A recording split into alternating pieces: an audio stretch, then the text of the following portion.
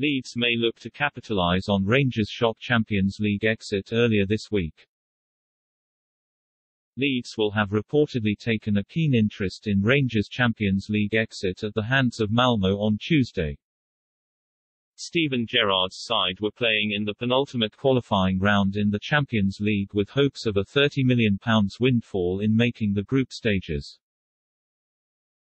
They had given themselves a chance in the opening leg when Stephen Davis scored late in a 2-1 defeat.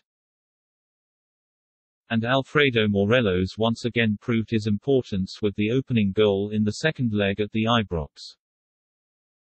Rangers were expected to kick on from there, particularly when Malmö were reduced to 10 men at the end of the first half.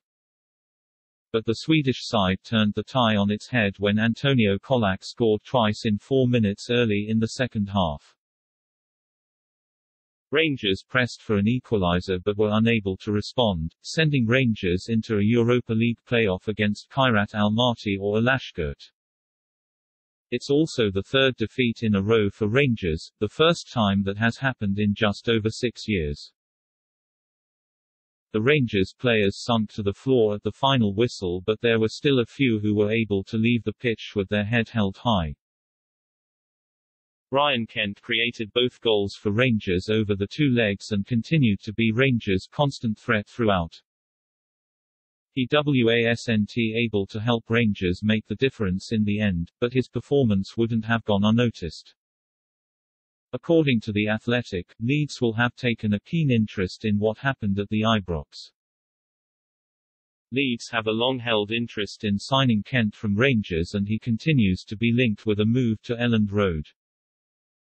Speaking earlier this summer, Kent admitted to being flattered that he was attracting interest from elsewhere.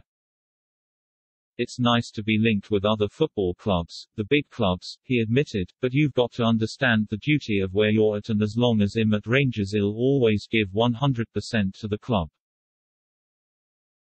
I love this place and it's done so much for me. As long as I am here my mind is solely focused on Rangers.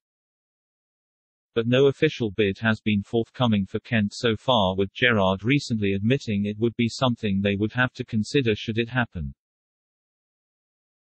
I'm not shying away from the fact that if the right bid landed for any of our players then I'll get a call from the board, he said. I'll cross that bridge when it happens, because at the moment we haven't had one single bid for any of our players besides George Edmondson.